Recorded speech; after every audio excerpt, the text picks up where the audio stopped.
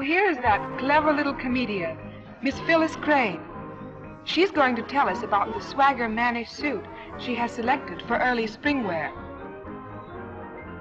Don't you think this little three-piece suit is smart? Notice the tailored cutaway and the clever stitching. Also note that the tuck-in blouse and lining of the jacket carry out the fine stripe, which promises to be very good this spring. Miss Mary Philbin steps out into her garden to show us a correct afternoon frock. This model is an adaptation of Chanel and features the new length, the molded hip, and the high waist. It is fashioned of an imported net, printed in a dainty green and white design. A two-tone grosgrain ribbon is used to trim, and a soft cape collar enhances the shoulder line.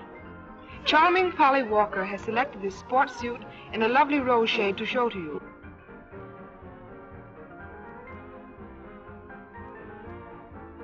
This three-piece ensemble is ideal for sport wear. Notice the new blouse long jacket fitting snugly over the hips when buttoned. Won't this be ideal in the links this spring? Isn't Sally's doll lovely in this peach moire? Observe the graceful flowing lines of this model.